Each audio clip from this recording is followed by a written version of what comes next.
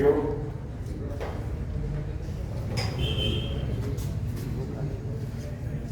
Respected Chairperson, Joint Employees Front, Janab Irshad Saab Malik, respected District President, Joint Employees Front, Janab Ishnu Saab, Dr. Saab Ki Jalod, General Secretary Musharraf Saab, Tinker Associations के जिला सदुरा, मैं सबसे पहले खुशामदीद कहता हूँ joint employees front को, जिन्होंने तारीखी दिन की याद में यहाँ पर हम सबको असेंबल किया, हमको याद दिलाया कि हम सिर्फ मशीनों के पुर्जे नहीं हैं, हम वो जिस तरह जानवरों की तरह काम करते रहते हैं किसी भी फर्म में, हम वो नहीं है, हम हुकूक रखने वाले इंसान हैं। We are the rights bearing human beings. So I would like to congratulate you for having this kind of interactive session here. मैं एक बात का एक शेर है उसे शुरू करता हूँ,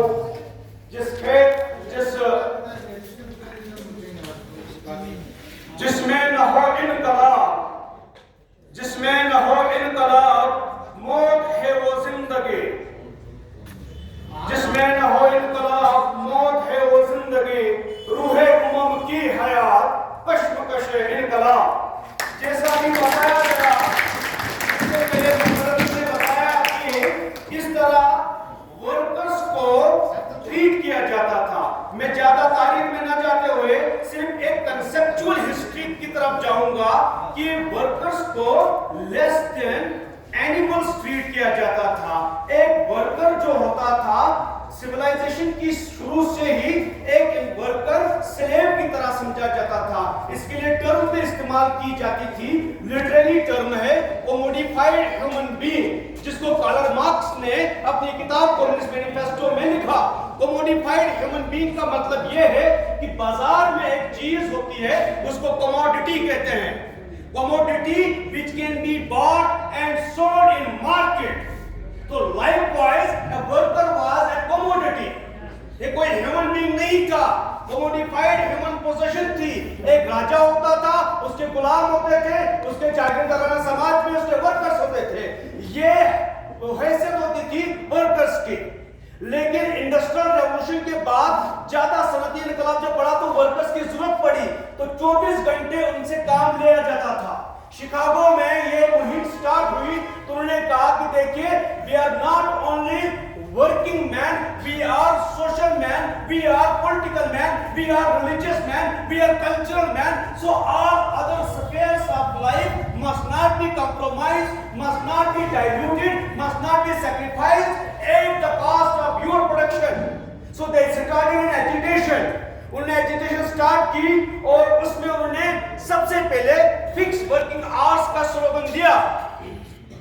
आज के दौर में यह स्लोगन वापस देने की बारी है। यह हमें बहुत सिंपल लग रहा है, फिक्स वर्किंग आवर्स। आज हमारे कोई फिक्स वर्किंग आवर्स नहीं है। आज के दौर में हमें तामील रात के 10 बजे भी देनी पड़ती है। We have to work 24/7। अगर एडमिनिस्ट्रेशन का बस चले तो ये ग्रेगोरियन कैलेंडर को चैलेंज करके 10 दिनों का हफ्ता लाए और हमें बोले 10 दिनों काम करो। ये जीएमटी बेस्ड 24 घंटा को चैलेंज करे, 28 घंटे का एक दिन बनाए और हमें बोलेंगे 28 घंटा काम करो। This is the time we are working again like animals. ये जो स्लोगन था इतना आम नहीं था। मैं जॉइंट एम्प्लॉयज फ्रंट और तमाम एसोसिएशंस को यह कहना चाहता हूं, पटवार एसोसिएशन की तरफ से हमने बार बार इस बात पे जोर दिया कि हमारे वर्किंग आवर्स को फिक्स किया जाए, और जब तक ना हम यूनाइटेड रहेंगे हमारी इन चीखों पुकारों को कोई नहीं सुनेगा। This is the high time for all the trade unions to come together and show a united front so that our voice can be heard। पहली बात। दूसरी बात मैं सिर्फ ये कहना चाहूंगा क्योंकि टाइम ज्यादा नहीं है, और मैं एक दूसरी बात जो खास अहम मलिक साहब को मैं कहना चाहूंगा कि देखिए सर, आज के दौर में कहीं कहीं हमारे एम्प्लॉयज की हिरासमेंट होती है मैक्सिमम, और वहां क्या रीजन है? रीजन है कि with due respect to our officers, the hierarchy का जो कंसेप्ट है ये गलत समझा गया है। हिरार्की जो है, we have to respect the hierarchy, those who are above the, किसी भी ऑर्गेनाइजेशन में जो हाईएस्ट स्टैंडर्ड पे होते हैं उनकी रेस्पेक्ट की जानी चाहिए और रेस्पेक्ट होती है। लेकिन हिरार्की का ये मतलब नहीं है कि जो लोअर एट द स्ट्रेटम है उनको स्लेव समझा जाए। Hierarchy means more in power and more in responsibility also. So if you want to enjoy power, enjoy responsibility. Hierarchy means lesser in power, lesser in responsibility. लेकिन unfortunately क्या हो रहा है? जो निचले तबके से मुलाजमीन हैं उनको less in power, more in responsibility बनाया जा रहा है, और जो ऊपर ऑफिसर साहिबान हैं they are enjoying more power but they take no responsibility at all. ये भी देखने की जरूरत है कि हमें हिरार्की का पूरे समाज में एक पॉजिटिव कंसेप्ट को प्रमोट करके उजागर करना है।